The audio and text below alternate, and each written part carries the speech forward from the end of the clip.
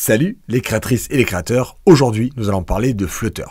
Puisque vous avez dû entendre parler des rumeurs selon lesquelles, ça y est, Flutter c'était la fin, le projet allait être définancé par Google, Flutter est mort, Flutter c'est fini, tous ces titres que vous avez dû voir passer sur des réseaux sociaux, sur des chaînes YouTube, sur LinkedIn, sur plein de posts. Et aujourd'hui on va essayer de démêler le vrai du faux, essayer de comprendre si oui, il y a un risque que Flutter disparaisse, ou sinon c'était juste une rumeur, qu'elle n'est pas vraiment fondée. On va essayer d'en discuter. Et on va aussi discuter d'un point, c'est de savoir si la rumeur est oui ou non fondée, quelles seraient les conséquences et comment vous pouvez réagir dans ce genre de cas si une technologie avec laquelle vous travaillez venait à disparaître. Alors on va commencer par cette rumeur. D'où elle est venue cette rumeur? Elle est venue tout simplement du fait qu'il y a eu une vague de licenciements chez Google et parmi les équipes affectées par cette vague de licenciements, il y aurait eu l'équipe Flutter. Ça, c'est la news qui a déclenché le raz-de-marée d'avis et d'inquiétude chez les développeurs Flutter et d'excitation chez ceux qui ne sont pas chez Flutter, qui n'utilisent pas Flutter en tant que langage. Alors, est-ce que c'est vrai? Oui, il y a bien eu une vague de licenciements. Est-ce que ça a affecté l'équipe Flutter? Apparemment, pas vraiment. Et on va aller voir ça juste après. Mais avant qu'on attaque les différentes infos qu'on a eues depuis ces histoires-là, premier conseil que je puisse vous donner, c'est que lorsque vous voyez ce genre de post, lorsque vous êtes sur LinkedIn et que vous voyez des gens, ça y est, Flutter est mort, donc vous devriez regarder ça, etc. Ou c'est la fin de Flutter, voici une solution. Essayez de regarder qui sont les personnes qui postent. Puisque lorsqu'une personne poste ce genre de message, si ce n'est pas un exécutif de Google, si ce n'est pas une personne qui prend les décisions chez Google, généralement, il faut le prendre avec des pincettes. Parce qu'il n'y a aucune garantie que ce qu'il vous dit est vrai. Et sur quoi il se base pour dire ça? Et justement, la plupart des posts, en tout cas tous ceux que j'ai vu passer où les gens disaient « ça y est, Flutter est mort », ce sont généralement des gens qui ont des choses à vendre, qui veulent essayer de vendre un autre langage, un produit. Alors quand je dis vendre, c'est pas forcément de la vente financière, mais ils ont un produit qu'ils veulent mettre en avant et ils s'appuient sur une news, sur une rumeur pour gagner de la visibilité, du clic, susciter de l'émotion, ce qui... Vous connaissez les réseaux sociaux, ça marche comme ça les réseaux sociaux, c'est le principe. Si on ne suscite pas de l'émotion, que ce soit de l'émotion joyeuse ou de l'énervement, on a moins de vues, les gens passent moins de temps sur les posts et donc les algorithmes ne vous mettent pas autant en avant. Donc ce qui se passe, c'est qu'il y a beaucoup de gens qui ont entendu parler de cette rumeur et qui du coup se sont dit « Ah, c'est un bon moyen pour moi de récupérer des vues » et du coup de proposer mon produit. Parce que généralement, vous regardez, la personne va dire « Ça y est, Flutter est mort, donc voici ce que vous pouvez faire maintenant. Regardez, moi je fais du Kotlin depuis tant d'années, c'est génial. Ou alors je fais du React Native depuis tant d'années, c'est génial. Ou alors j'ai toujours fait que du natif, je vous ai toujours dit que Flutter c'était pas une bonne idée, vous auriez dû m'écouter, maintenant vous êtes bien embêté. » Vous voyez, c'est ce genre de post-là. Et encore une fois, mon but, c'est pas de critiquer d'autres technos, parce que je trouve ça vraiment dommage. J'ai fait du natif pendant très longtemps, j'adore ça, j'adore le Kotlin. React Native, je le connais pas, donc je pourrais pas trop vous en parler, mais vous voyez, je vous en parlerai pas, je vous dirai pas que c'est pas bien. Et il y a des gens qui n'ont pas cette logique-là. Il y a beaucoup de personnes, c'est la nature humaine, qui préfèrent finalement essayer de descendre les autres plutôt que de monter et de faire monter la valeur de leurs produits. Mais c'est un autre débat qu'on va pas avoir aujourd'hui. En tout cas, ce que vous devez retenir de ça, c'est lorsque vous voyez ce genre de post, avant de paniquer, analysez bien qui est la personne qui l'a posté et qu'est-ce que cette personne a à gagner et pourquoi, en tout cas, elle fait ce discours-là. Si c'est une personne qui ne fait pas partie de l'équipe interne du produit en question ou qui est une personne qui pourra avoir de vraies infos là-dessus, il y a généralement peu de valeur à tirer de ce genre de post. En tout cas, c'est mon avis. Ok, donc ça, c'est les choses. Et je vous ai dit ensuite qu'on allait parler de ces posts. La rumeur de base, elle était que l'équipe de Flutter aurait été décimée par cette vague de licenciements. Et donc, est-ce que ça voudrait dire que Google ne veut plus les financer? Et donc, le projet va tomber aux oubliettes. C'est un petit peu le risque. Alors, est-ce que c'est vrai? Ça s'est passé il y a quelques semaines. Et j'avais pas eu le temps récemment de faire des vidéos là-dessus, et je suis désolé, j'ai eu vos commentaires sur YouTube, vous me l'avez demandé, et donc ça y est, je fais la vidéo maintenant, et ça tombe bien que j'ai traîné un petit peu, puisque, entre-temps, ça a laissé le temps aux vrais exécutifs de Google, les gens qui n'avaient pas parlé jusqu'à présent, de donner leur réponse officielle, puisqu'ils ont vu que tout le monde s'inquiétait, donc ils ont posté un message. Alors, on va voir mon écran. La personne qui a posté le message s'appelle Michael Thompson. Si je mets ma souris dessus, vous allez voir. Il est Product Manager chez Google, responsable de l'équipe Dart et Flutter. Donc, c'est quelqu'un qui sait de quoi il parle.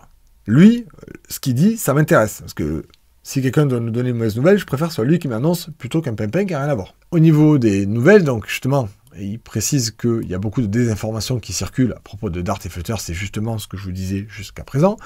Et il nous dit, alors c'est un résumé, c'est pas un communiqué de presse, il est allé à l'essentiel, pas de changement de stratégie, pas de changement dans la taille de l'équipe. Donc quand on parle de licenciement, lui il dit que ce ne sont pas des licenciements, ce sont des déplacements de postes, des DevOps qui ont été déplacés vers des nouveaux emplacements. Okay. Et ensuite, pas de changement sur la roadmap, tout ce qu'ils avaient prévu pour 2024 est toujours planifié, et maintenant on se reconcentre sur le produit. Et je vais aller un petit peu plus loin, on a eu la Google I.O. la semaine dernière, et la Google I.O. a une session complète sur les nouveautés de Flutter. Il y a plein de nouveautés super intéressantes, et je pense que je ferai une vidéo sur le sujet pour vous en parler un petit peu plus, mais dans tous les cas, Google, pour l'instant, ils continuent à travailler sur le projet, ils n'ont pas changé l'équipe. Vous voyez, c'était beaucoup de bruit pour pas grand-chose, mais encore une fois, il n'y a aucune garantie que Google gardera Flutter à vie. D'ailleurs, non, je ne sais même pas, je vais vous le dire tout de suite. Google ne gardera pas à vie Flutter. N'importe quelle technologie, elle n'est pas à vie. On espère qu'elle dure assez longtemps pour qu'on s'en lasse avant eux, parce que c'est le but. Nous, en tant que développeurs, je vous ai toujours dit, il faut que vous soyez pragmatique et pas dogmatique. Ne vous attachez pas à un langage ou à un outil. Exploitez-le tant que vous pouvez, tant qu'il vous apporte et que c'est le meilleur outil pour faire le job. Le jour où il y a un autre outil qui est encore meilleur, prenez le temps de vous former, prenez le temps de vous adapter, et c'est comme ça que vous resterez toujours au top et que vous serez toujours performant. Et ce que j'espère pour vous, c'est que le jour où véritablement Flutter va tomber aux oubliettes, à ce moment-là, vous serez déjà, vous, depuis longtemps, passé sur un autre framework. Et je serai avec vous sûrement. Peut-être que je vous aurai formé sur ce prochain framework, je ne sais pas, peut-être, probablement. Donc voilà, l'idée c'est de dire, ces rumeurs, elles me paraissent peu fondées. Je vous ai montré donc du coup les news officielles. Maintenant, si on essaie d'analyser nous-mêmes un petit peu, on prend du recul, on est sur un langage qui est un outil en tout cas qui est très apprécié des développeurs. Je vais vous montrer la courbe des recherches Flutter, comparaison entre Flutter, Kotlin et React Native sur les 5 dernières années, je crois, depuis 2019. Donc vous pouvez voir la courbe ici. React Native au début, puisqu'il était là depuis un petit peu plus de temps que Flutter, forcément, donc il avait plus de succès de recherche sur Google à ce moment-là. Et puis on a une tendance qui baisse un petit peu sur React Native et Flutter qui monte. Et c'est vers 2020 qu'on a eu le croisement. En tout cas, c'est l'intérêt des recherches. Ça ne veut pas dire que c'est l'adoption du framework, c'est le nombre de personnes qui cherchent sur Google. Mais c'est quand même un indicateur qui est intéressant, je trouve. Et donc, du coup, on a une progression de Flutter qui passe légèrement au-dessus et petit à petit, qui grossit, l'écart se creuse entre les plateformes. Kotlin reste toujours en bas, hein, il est toujours en bas. Pourtant, c'est un bon langage que j'aime beaucoup, mais en termes d'intérêt pour les développeurs, il semble avoir du mal à convaincre son public. Je pense que le langage Kotlin n'y est pour rien. C'est un excellent langage, je l'adore. Je vous dirais même que je préfère le langage Kotlin que le Dart. Même si j'aime beaucoup le Dart. Maintenant qu'il y a le New Safety, encore, bon, ça se discute. Au début, il n'y avait pas le New Safety dans le Dart et je préférais largement le Kotlin. Maintenant qu'il y a le New Safety et puis toutes ces choses sympas des constructeurs en Dart, je suis beaucoup plus hésitant. Mais bon, le Kotlin, c'est un langage que j'aime beaucoup. Mais par contre, le SDK d'Android, je l'aime beaucoup moins. Je le trouve souvent technique, alambiqué, et bon, c'est une autre discussion. Et donc du coup, le Kotlin, lui, il a du mal à décoller parce que justement, le Kotlin, il est utilisé avec le SDK d'Android. Je pense que c'est la raison principale. Et puis aussi, là, on compare des frameworks multiplateformes avec un Kotlin qui, principalement, est utilisé pour du monoplateforme, même si les nouveaux développements de Kotlin permettent de faire du multiplateforme. On en reparlera peut-être dans une autre vidéo. Ok. Et donc là, on voit l'écart qui se creuse. En 2022, Google a changé la façon de mesurer. Donc c'est pour ça que vous voyez un bond. C'est pas qu'il y a eu une explosion du nombre de développeurs dans le monde. Non, c'est juste que Google a changé la façon de compter les recherches. Et donc du coup, tout a augmenté en même temps, parce que c'est une autre forme de calcul. Mais on voit quand même l'écart. Et puis, cet écart, il est stable. Il a plus trop changé depuis. On n'a pas de croissance particulière de Flutter ou de décroissance de l'un ou de l'autre. Voilà, depuis que 2021, je pense que c'est à peu près là, mars 2021, que Flutter est passé largement au-dessus en termes de recherche et il a gardé cette avance tout le long. Ça n'a pas trop changé depuis.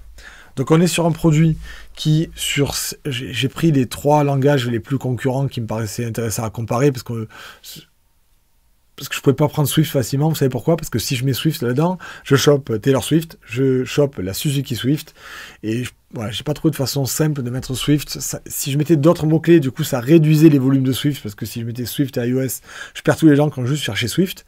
Voilà, j'ai pas trouvé de façon facile de mettre Swift, donc j'ai pris ces 3 langages-là, 2 multiplateformes et un monoplateforme, qui va devenir multiplateforme, justement, Kotlin, maintenant que KMM, Kotlin multiplateforme, se développe de plus en plus, ça va devenir une alternative, et peut-être ça sera la nôtre plus tard, je sais pas. Pour l'instant, moi, je préfère encore Flutter, mais je me ferme pas l'idée. Ok, donc on est sur un framework qui est agréable, qui est très apprécié des développeurs, qui a plein de qualités. Pourquoi est-ce que Google l'annulerait? Peut-être parce que justement il serait trop en concurrence avec Kotlin, et du coup s'ils devaient en choisir un des deux, parce que peut-être qu'ils n'ont pas envie de maintenir 2 langages, lequel ils vont choisir? Est-ce qu'ils vont préférer choisir Kotlin ou Flutter? Pourquoi l'un? Pourquoi l'autre? Il y a plein de discussions qu'on peut faire. Donc on ne sait pas exactement ce qu'ils vont décider. Peut-être qu'un jour, effectivement, ils vont privilégier un autre produit que celui-ci. Mais je pense qu'à l'heure actuelle, on est plutôt pas mal. On a de plus en plus d'entreprises qui s'en servent. On est sur un produit populaire que Google utilise dans ses propres produits. Il n'y a pas vraiment de raison pour eux de l'annuler. Maintenant, ça reste une entreprise. Ils font leurs calculs en interne sur la rentabilité du produit. Est-ce que la qualité moyenne des applications Android augmente grâce à Flutter? Est-ce qu'ils gagnent plus d'argent sur Android grâce à Flutter? Est-ce que Firebase est plus utilisé grâce à Flutter? Est-ce que ça leur rapporte assez d'argent pour ce qu'ils investissent? Est-ce que tous ces développements leur servent beaucoup pour leurs applications en interne? Elle est là la question. On ne peut pas le savoir exactement parce que ça, ce sont leurs chiffres et c'est eux qui décident, mais à l'heure actuelle, ça a l'air plutôt pas mal. Et donc, je vais enchaîner sur le dernier point que je voulais aborder avec vous.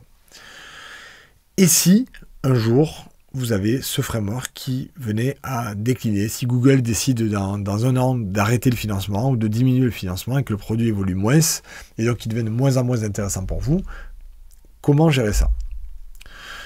Je vous ai dit plusieurs fois, c'est important d'être pragmatique et pas dogmatique. Ne vous attachez pas à un outil. Si cet outil devient moins bon, vous devrez en trouver un autre. Et généralement, s'il devient moins bon, c'est souvent qu'il y en a un autre qui a pris le dessus et du coup, ça devient moins intéressant pour l'entreprise qui l'a créé de le développer. Par exemple, si aujourd'hui Flutter venait à disparaître, vous pourrez toujours vous rabattre sur une de ces autres plateformes, même si vous l'aimez un peu moins. Si Flutter n'est plus maintenu, vous n'aurez pas le choix. Je pense que d'ici à ce que ça arrive, il y aura d'autres technologies beaucoup plus matures. Côté multiplateforme, j'attends de voir ce qui va donner. C'est encore un peu tôt pour moi. J'attends d'avoir un peu plus de recul, voir plus de gens qui s'en servent. Et donc, il n'y a pas encore vraiment de solution que j'ai envie d'utiliser pour remplacer Flutter. Mais ça ne veut pas dire que je ne le ferai pas un jour. Donc, restez pragmatique. N'ayez pas peur. Et si Google venait à annuler Flutter, peut-être l'année prochaine, sachez que vous pourrez continuer à vous en servir pendant très longtemps parce que c'est un projet open source qui est maintenu effectivement notamment par Google, mais pas que. Il y a énormément d'entreprises qui ont investi beaucoup de temps, de ressources et d'argent dans Flutter, et donc ils ont des équipes qui contribuent au développement. Je pense par exemple à la SNCF, on en a parlé, on a fait des vidéos sur cette application, et notamment l'interview du chef d'équipe, du chef de projet qui suit ce projet de l'application Flutter de la SNCF. Il explique qu'ils travaillent de façon très rapprochée avec l'équipe officielle et qu'ils échangent des patchs. Ils ont fait des développements déjà pour l'équipe de Flutter parce qu'eux, ils ont certains besoins et donc ils ont contribué. Et ça, c'est un des exemples d'entreprise parce que l'équipe de la SNCF n'est pas la seule. Il y a aussi plein d'indépendants. Donc il y a énormément de personnes qui contribuent. D'ailleurs, je mettrai un lien en dessous de la vidéo sur une personne qui a listé un petit peu tous les contributeurs et savoir comment on peut compter le nombre de contributeurs. Il a fait tout un paragraphe où il explique comment les comptabiliser. C'est super intéressant. Donc je le mettrai aussi en dessous de la vidéo. Je vous laisserai le lire si ça vous intéresse. Votre framework que vous adorez, il ne va pas disparaître comme ça du jour au lendemain. Vous aurez largement assez de temps pour mener votre application jusqu'à la fin de sa vie et continuer à la maintenir avec ce langage pendant que vous développez vos futurs projets dans un autre langage qui vous plaira plus. Voilà ce que je voulais vous dire. Donc j'étais un peu long, mais je voulais en profiter. Je voulais pas juste répondre à la rumeur, je voulais en profiter pour vous aider à prendre des bonnes décisions. Parce que cette rumeur, c'est juste un prétexte. Ce qui est important, c'est que vous soyez des développeurs qui soyez capables d'utiliser n'importe quel outil, le meilleur à votre disposition, peu importe le nom, peu importe la marque, peu importe l'entreprise qui le gère, même si vous n'aimez pas l'entreprise en question, il ne faut pas que ce soit bloquant pour vous. Soyez pragmatique et non pas dogmatique. Je pense que c'est un bon résumé de ce que je voulais vous dire. J'espère que cette vidéo vous a plu. Si c'est le cas, vous avez le pouce à mettre en dessous de la vidéo. Vous abonner, parce que des vidéos comme ça, il y en aura très souvent, vous le savez. Vous pouvez aussi, bien entendu, me laisser un commentaire en dessous de la vidéo pour me donner votre avis sur Flutter, sur n'importe quel framework, pour discuter de cette vidéo. Ce sera avec plaisir. Et moi, je vous dis à la semaine prochaine pour devenir encore meilleur. Happy coding!